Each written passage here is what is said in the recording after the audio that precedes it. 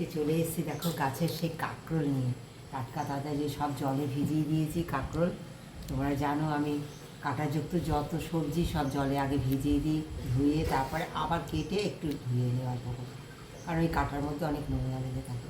এই দেখো কাঁকরোলগুলো আমি নিয়েছি একটা দারুণ। তোমরা তো পোস্ত দিয়ে কাঁকরোল খাও, কিন্তু আজকে আমি কি দিয়ে করব, পোস্তর স্বাদ মিটাতে কাঁকরোলটা কীভাবে সুস্বাদু করে ধরবো, যে পোস্ত ঘরে নেই অথচ একটু পোস্তর মতো করে কাঁকরোল খেতে ইচ্ছা করছে, কি করে খাবো। তার জন্য তোমাদের জন্য একটা খুব একটা সুস্বাদু এবং হেল্পফুল একটা রেসিপি নিয়ে এসেছি। তোমরা আমার সঙ্গে থাকো, দেখো, আশা করি তোমাদের খুব ভালো লাগবে। দেখো কাঁকরোলটা আমি কীভাবে কাটছি, ঠিক এরকম মোটা মোটা একটু কেটে নেবো, গোল গোল করে মোটা মোটা করে কেটে নেব। কিন্তু এই যে কাঁকরোলের যে দানাগুলো অবশ্যই মোটা মোটা দানা থাকলে অবশ্যই ফেলে দিও বন্ধুরা, আনা তো মুখে বাঁধলে না, এগুলো ভালো লাগে না। এগুলো অবশ্যই একটু চেষ্টা করবে এইভাবে ছুরি দিয়ে, দেখো এইভাবে ফেলে দিতে, হ্যাঁ, একটু এইভাবে ফেলে দেবে, তাহলে ভালো লাগবে খেতে। এইভাবে সমস্ত কাঁকরোলগুলো আমি কেটে নেব। ফিরে আসছি তোমাদের কাঁকরোল কাটার পরে এটা কিভাবে কি রান্না করি। কাঁকরোলগুলো ঠিক এরকম সব কটা গোল গোল করে কেটে নিয়েছি। একটু হলুদ দিয়ে দেবো এতে, পরিমাণ মতো তোমরা হলুদটা দিয়ে দেবে,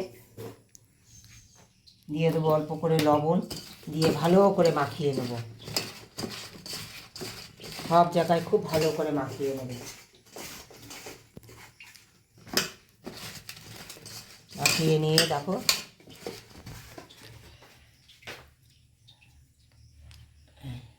দিয়ে দেবো এই যে তেল গরম করে নিয়েছি, তেলে একটু হালকা লাল লাল লাল লাল করে ভেজে নেবো সব কাঁকরোলগুলো ঢুকে ঢুকে।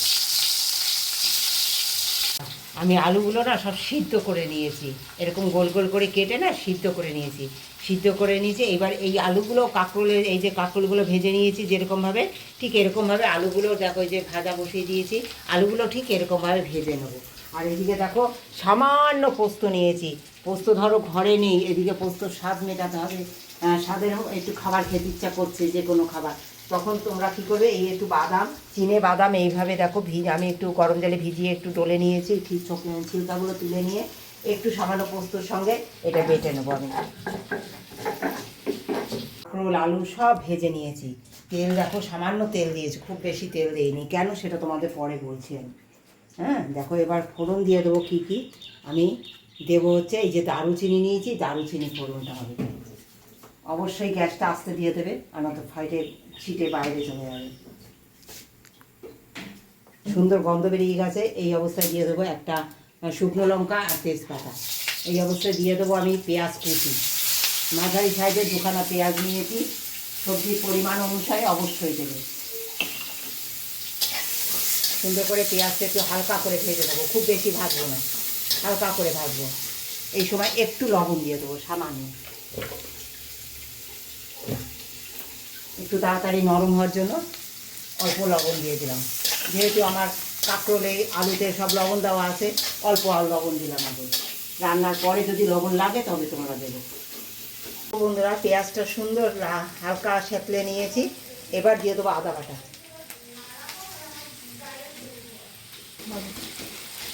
সুন্দর দেখো আদা সেঁতলে নিয়েছি।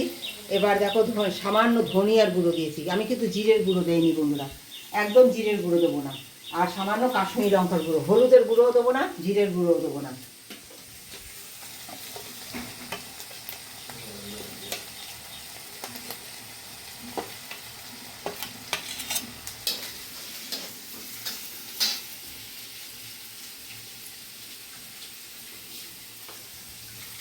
সামান্য জল দিয়ে দিলাম, কারণ গুঁড়ো মশলা দিয়েছি,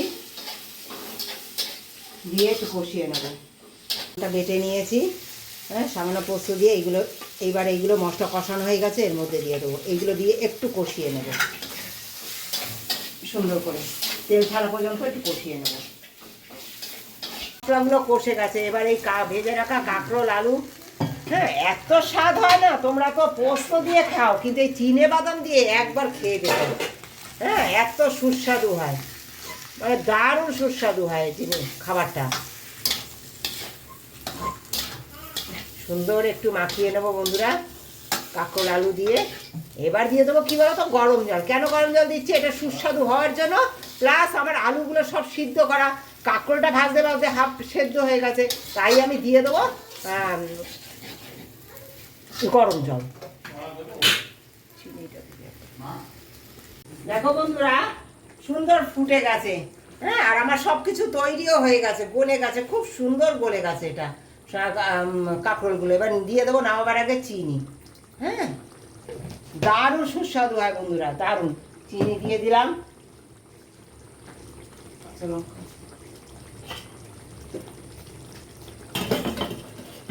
দিয়ে দেবো নামাবার আগে কাঁচা সর্ষে তেল। এই যে তেল আমি পরে আগে কম দিয়েছি এই কারণে, নামাবার আগে আমি সর্ষে তেল দেবো, তাই দিয়ে দিলাম কাঁচা সর্ষে তেল। এখন দিয়ে দেবো কাঁচা পাকা লঙ্কা নামাবার আগে।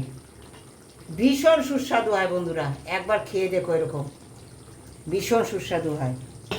গ্যাস অফ করে দেবো, একদম সুন্দর তৈরি হয়ে গেছে বন্ধুরা। এই চিনে বাদাম দিয়ে কাঁকরোল রান্না আমার একদম রেডি। গ্যাস অফ করে দেবো বন্ধুরা, ঢেকে রেখে দেবো। তেল আর লঙ্কার স্বাদ এতে সম্পূর্ণ হয়ে যাবে। এই কাঁকরোল চিনে বাদাম দিয়ে কাঁকরোলের রান্নাটা ঠিক এরকম থিকনেসটা রাখবে, তাহলে খুব সুস্বাদু লাগবে। দেখতে পাচ্ছ কেমন রেখেছি আমি, ঠিক এরকমই রাখবে, মাখো মাখো। হ্যাঁ, এতে কি বলতো জল দেওয়া, আমি তোমরা দেখেছো জল দিয়েছি, গরম জলটা অবশ্যই চেষ্টা করবে, আর জলটা খুব কম দেবে। যেটুখানি রাখবে তার থেকে হয়তো একটু সামান্য বেশি দেবে, কারণ কাঁকরোল ভাজতে ভাজতেও গলে যায়, আলু তো সিদ্ধই করে নেবে, তাতে বেশি সুস্বাদু হবে। হ্যাঁ, তাহলে কী হবে, খুব তাড়াতাড়ি তরকারিটা হয়ে যায়, আর খুব তাড়াতাড়ি কী বলো তো বেশি সুস্বাদু হয়। বেশি জাল, যত বেশি জাল দেবে ভাজার পরে, তাতে স্বাদটা নষ্ট হয়ে যাবে। তোমরা এই টিপসগুলো অবশ্যই ফলো করো, তোমাদের খুব ভালো লাগবে রান্নাটা। আমার তৈরি হয়ে গেছে, কারণ একদম এরকম থিকনেস রাখবে, আর যে পরিমাণ বলেছি যে এরকম জল দিতে, ঠিক ওরকমই জল দেবে, তাহলে ভালো লাগবে খেতে। দেখো বন্ধুরা, এই যে লোভনীয় তরকারি কত সুন্দর হয়েছে দেখো খেতে। একবার খেয়ে দেখো তোমরা, চিনেবাদাম দিয়ে কাঁকরোল কেমন লেগেছে, তারপর আমাকে কমেন্ট করে জানাবে। আমি আগেও খেয়েছি, তাই তোমাদেরকে শেয়ার করলাম। চিনেবাদাম তো সবসময় পাওয়া যায়, ঘরেও থাকে। দারুণ।